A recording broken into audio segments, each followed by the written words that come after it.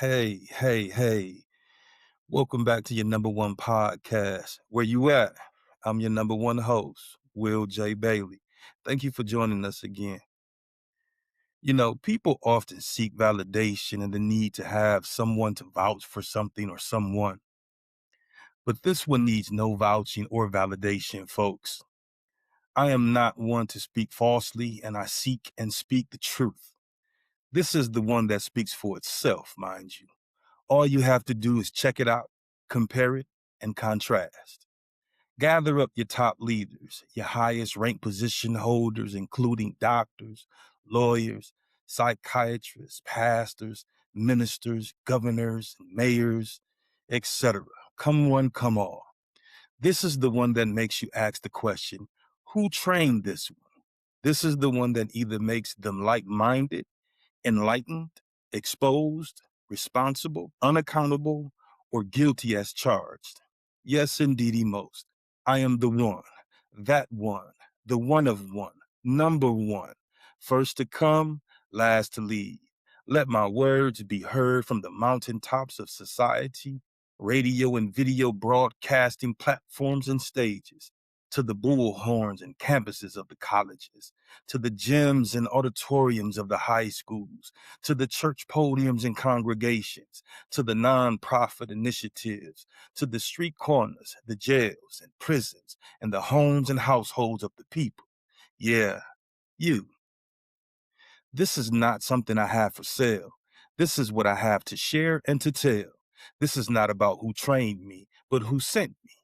Life trained me. My choices made me. Jesus called me, and God chose me. Born in hell and tried in the fire, relieved of impurities, and all that is left is a sound and solid mind state. In alignment, although I am not perfect, my manhood is shaped by masculinity. I am more than an emotion. My mental state is the epitome of freedom. My love is pure. My soul is purchased by salvation and is not for sale. This is not a sales pitch. The question is not who trained or vouched for me. The question is who sent me. The answer is God. Listen, my objective is not to be the smartest person in the room, but the wisest person in the room. If I happen to be the smartest person at any given time, it was intended to be that way. Let it be known and understood. Will J. Bailey. With that said, to my enemies that come for me, the naysayers that speak against me, the haters that wish bad for me, the closed minds that disagree with me, this is not about me. This is food for thought, testimony, experience, ration, weighing, science, spirituality, common sense, and intelligence.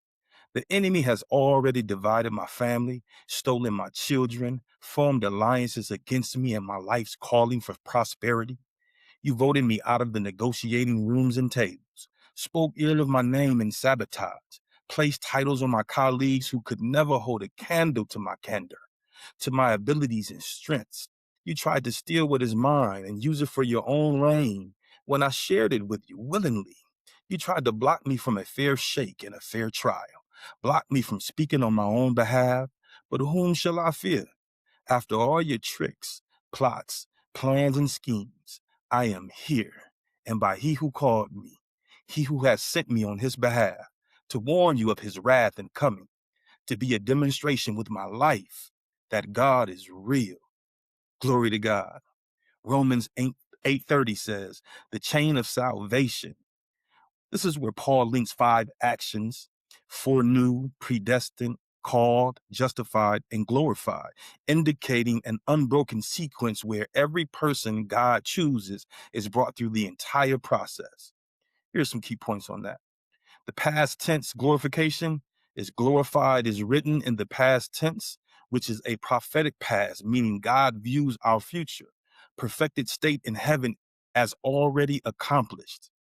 God's sovereignty. Each verb in the chain has God as the subject. It emphasizes that salvation depends on God's almighty power rather than human effort, vouching, or validation. You get it? Purpose of the chain. The verse acts as a foundation for Romans 8:28, assuring believers that all things work together for good because our salvation is secured by God.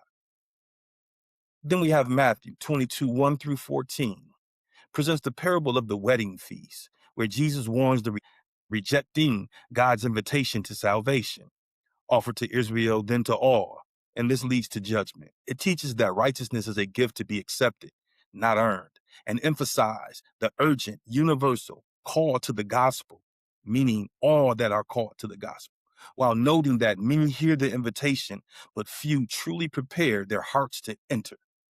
The key points are the king and son represents God, the Father, and Jesus Christ, the groom, setting a feast of salvation. Isaiah 25, 6 through 9 is a reference for that. The first guest represents the religious leaders and people of Israel who rejected the prophets and Jesus. The second guest, the street people, symbolizes the Gentiles and all people, regardless of status, invited into the kingdom. The wedding garment symbolizes being clothed in righteousness of Christ through grace. The man without a robe represents a hypocrite or a nominal believer who accepts the invitation but rejects the necessary internal transformation. Notice I quoted internal transformation. It's in the inside, as in Jesus judges a man by his heart. Follow me. Many are called, but chosen are few. This highlights that while the invitation to the gospel is widespread, only those who respond with true faith are considered chosen. Study thyself approved. Like minds don't debate.